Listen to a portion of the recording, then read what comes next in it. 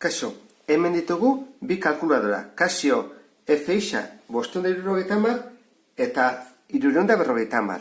Bi hauen arteko diferentzi nagusiena izango litzake tekla hontan.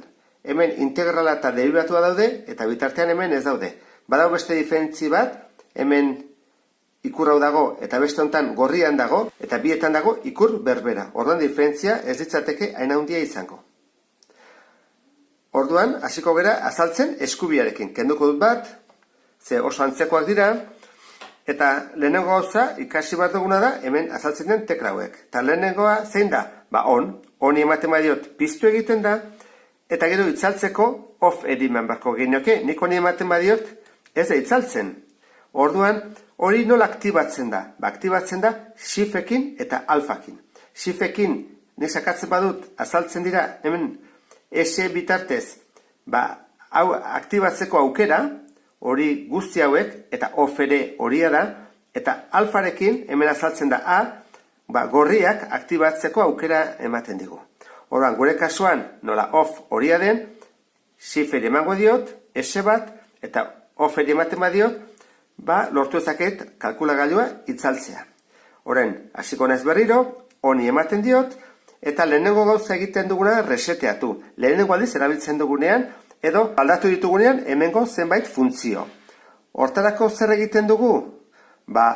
Jartzen dugu reset horian dagonez, shift horian, reset, eta hemen jartzen du reiniciar, eta dena 3, hori egiten diot 3, eta berdin, berdin, eta horren azeri ematen badiot, dena hasten da hasi-hasiatik. Hau hona izaten da, pila aldatzen diogunean. Hau derrigorrezkoa dela, Eta bestetan, hasi-hasiatik gauzak gaizki egin baditugu, reseteatzen dugu eta hasten gera hasieratik.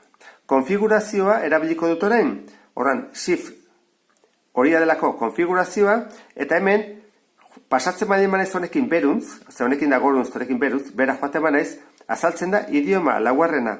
Horran, nik lau sakatzen badut, hemen lau hizkuntza hauen artean aukeratu ezaket. Castellano, katala, euskera, portugues. Kasu honetan euskera erabiliko dut, 3 jarriko dut, 3. Eta hemendik aurrera, euskeraz azalduko dira funtzioak.